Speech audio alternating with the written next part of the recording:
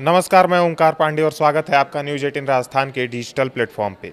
तमिलनाडु के नए मुख्यमंत्री थलापति विजय ने सत्ता संभालते ही एक बहुत बड़ा और अच्छा फैसला लिया है, जो लोगों के लिए बेहद फायदेमंद साबित हो सकता है। फिल्मों के सुपरस्टार से अब मुख्यमंत्री बने विजय ने कहा है कि राज्य में महिलाओं और बच्चों की सुरक्षा सबसे पहले है। इसी सोच के साथ उन्होंने सरकारी शराब की दुकानों पर सख्त कार्रवाई शुरू कर दी है। उन्होंने आदेश दिया है कि धार्मिक जगहों, स्कूलों और बस स्टैंडों के 500 मीटर के अंदर जो 717 सरकारी शराब की दुकानें चल रही हैं, उन्हें तुरंत बंद कर दिया जाए।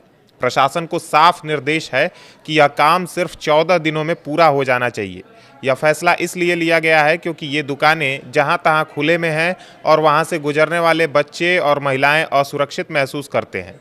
शराब पीने वाले लोग वहां जमा होते हैं, जिससे आसपास का माहौल खराब हो जाता है।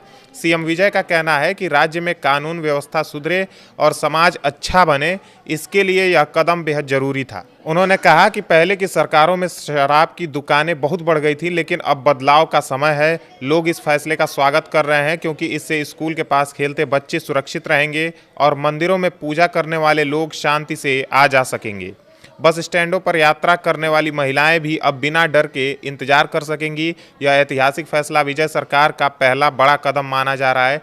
थलापति विजय ने चुनाव में वादा किया था कि वे भ्रष्टाचार मुक्त और जनहित वाली सरकार चलाएंगे। टीवी के पार्टी के साथ उन्होंने सत्ता संभाली और अब जमीनी स्तर पर काम शुरू कर दिया है। लोग कह रहे हैं कि यह सिर्फ शुरुआत है। आने वाले दिनों में और भी अच्छे फैसले देखने को मिल सकते हैं, जैसे गरीबों के लिए बेहतर योजनाएं, शिक्षा और स्वास्थ्य पर ज़्यादा ध्यान, या फिर युवाओं के लिए नौकरियां। अब बात करते हैं कि इन दुकानों के बंद होने से राज्य की कमाई पर आखिर क्या असर पड़ेगा। टास्मैक यानी Tamil Nadu state marketing corporation limited या सरकारी शराब की दुकानें राज्य सरकार के लिए बड़ी आमदनी का जरिया है।